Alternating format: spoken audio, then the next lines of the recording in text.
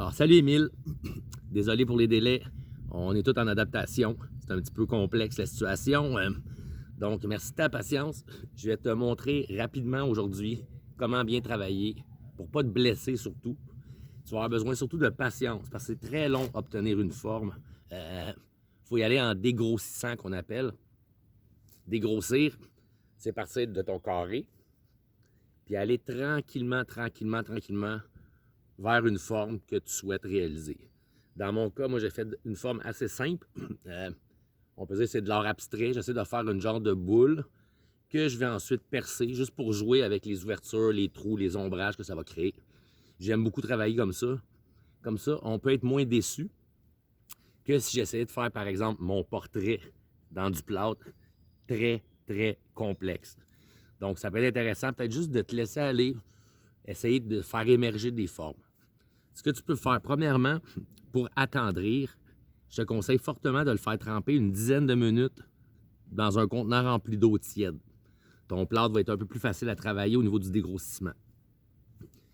Ensuite, tu peux tracer la forme générale que tu veux faire sortir de ton bloc de plâtre. Ça va t'aider un peu à te guider. Comme par exemple, ici, pour aller faire un peu ce qu'on voit à la même hauteur, l'espèce de creux. Si je vais avec mon couteau, on a besoin entre autres d'un couteau. Pour dégrossir, j'aime beaucoup utiliser un petit couteau. Toujours prudent. Jamais travailler comme ça, pour les raisons évidentes que tu vas finir par te mettre le couteau dans un de tes doigts. C'est pas ça qu'on souhaite. On travaille toujours à contresens. Dans le cas ici, sécuritairement, moi je tiens mon bloc comme ça. Puis, tu vas voir graduellement, sans essayer de l'enlever 3 fois, je vais venir tranquillement enlever, comme si j'épluchais une patate, si on veut. Aller chercher un peu la forme générale. On pourrait aussi travailler à plat. Moi, je conseille toujours d'avoir la main à l'inverse d'où ce que ton outil va. On peut y aller comme ça. C'est un petit peu difficile, donc il faut que tu sois très patient. Il ne faut pas souhaiter réaliser ça en 30 secondes. On a les petits outils aussi comme ça que je t'ai donné. C'est comme des petits couteaux à bois pour graver. Ça peut être pratique, par exemple, pour aller mettre de la texture, comme si je voulais, sur cette facette-ci, venir, je sais pas, faire des petits motifs. Ben, je pourrais aller, par exemple, donner une petite texture comme ça. Déjà là, on commence à s'approcher de quelque chose, d'une sculpture abstraite, où on va voir des formes, des textures, des motifs. On a aussi les petits outils amérindiens dans la belle boîte que je t'ai remis. Je suis très fier de ces outils.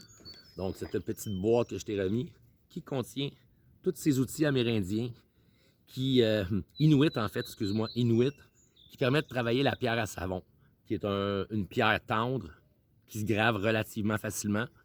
Ça s'approche beaucoup de la texture du plâtre, mais c'est beaucoup plus cher. Donc, nous, on a transposé l'exercice dans du plâtre. Donc, avec les petits outils amérindiens, c'est un peu la même dynamique. On dégrossit au couteau, ça va un peu plus vite. Ça va être plus pour les micro-détails, la finition, aller ajouter des petits détails. Comme par exemple, je pourrais venir affiner un peu ici si j'avais vraiment avancé dans ma sculpture.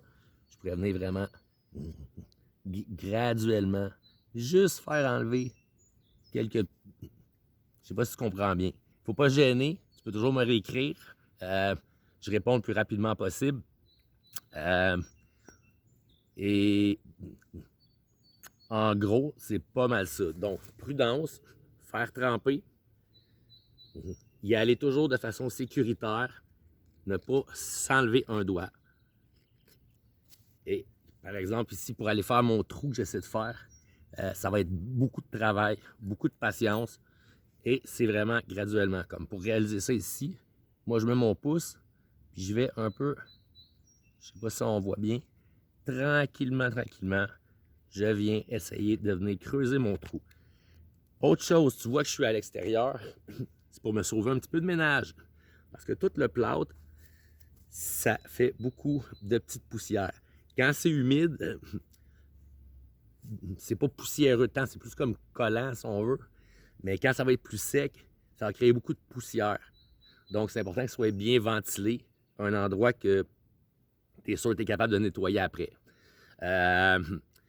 Quand ta sculpture est pas mal à ton goût, tu vois, quand on travaille avec les outils, ça va toujours donner un petit effet brut, si on veut. Mais une fois bien séché, chez Dolorama, par exemple, ils en vendent du papier sablé. Fait que tu peux venir sabler pour rendre ça très doux. Si tu veux avoir une surface vraiment lisse, tu pourrais venir tout sabler ça pour rendre ça beau, beau, beau. Tu pourrais le vernir par après avec un vernis de base, comme un vernis acrylique. Ça pourrait être peint. Donc, tu pourrais le peindre avec de la gouache, je te dirais. C'est peut-être mieux. L'acrylique, ça risque de pas fonctionner. Ça va peler. Il faut ça doit être bien sec pour être peint. Autre chose. Autre chose. Ah, des limes. Si jamais tu as une petite lime, des fois, tu peux limer aussi le plâtre. Moi, j'aime beaucoup travailler avec les petits outils. Puis on s'en va du général vers le détail. Donc, on prend notre mal en patience. On travaille tranquillement. C'est plus facile d'en enlever que d'en ajouter. Hein? Donc, j'espère que ça va t'aider à commencer ton projet. Je te remercie vraiment de ta patience. Moi aussi, j'ai des enfants à la maison en téléécole. Donc, je suis un papa et un enseignant à temps plein en ce moment. Fait que je te souhaite de t'amuser. Fais attention à tes mains. Et j'ai bien hâte de voir le résultat. Puis, tu te gênes pas si tu as besoin de conseils. Si tu veux voir... Là, donc, je me suis fait piquer par quelque chose. Si tu veux le suivi de ton projet, tu peux m'envoyer des photos.